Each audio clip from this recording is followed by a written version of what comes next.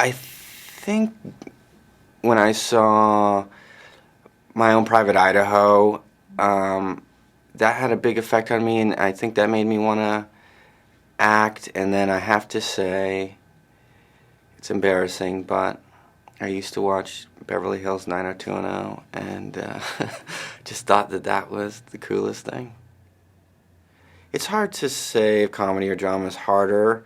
I think the final product, it's harder for me to watch a bad comedy than it is for me to watch a bad drama. The three male actors that we were supposed to look up to were Marlon Brando, Montgomery Clift, and James Dean.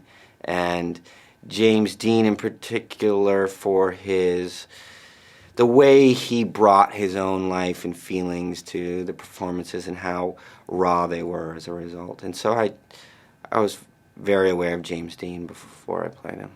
He offered me the role and I was still unsure, and I had a lot of people around me telling me that I'd be typecast after that, and then I knew that there'd be a lot of scrutiny. James Dean was an actor, and so everyone can go and see what he looked like and what he moved like and what he acted like.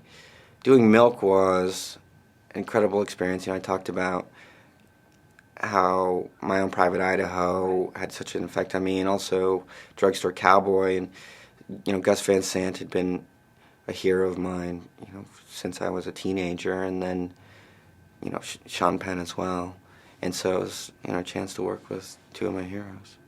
I will be asked what it was like to kiss Sean Penn about 1 million times, and the few times that I run into paparazzi, that's their new annoying thing. It was uncomfortable. Especially like the first time we did it. We didn't do it many times, but the first kiss of the film, he grew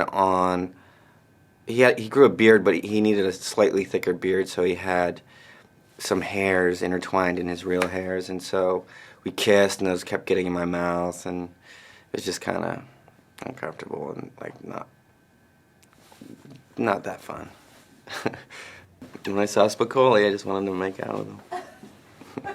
I don't know if I can see the James Dean in Pineapple Express, but troubled and sensitive, yes. I guess those are James Dean-esque qualities. The term is bromance when people talk about Pineapple Express. Milk is not exactly a bromance. There's a lot of full-out male romance, but they certainly...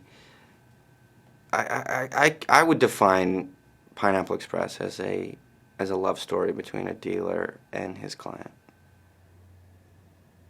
Technically, I'm Jewish. My mother's Jewish. I wasn't raised Jewish, and I do feel a little deprived that I didn't get to go to Hebrew school. One of my plans is to actually have a bar mitzvah. I know people that do it in their 30s, and so that's one of my plans, probably with a Spider-Man or Green Goblin theme. When I decided to be an actor or pursue acting in LA, I left UCLA. When I left initially, my parents were very upset, and they thought acting was a very uncertain future, and that I was not going to be able to take care of myself, and they were very upset. Now, my mother takes acting classes through Stanford Extension. She lives in Palo Alto.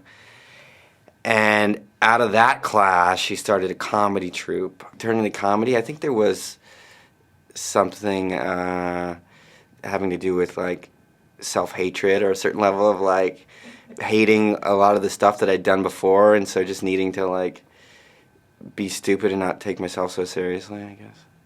So when, the old cliche like comics are the most miserable people, maybe that had something to do with me. I was in a little bit of a dark place before we did Pineapple, and then it saved me.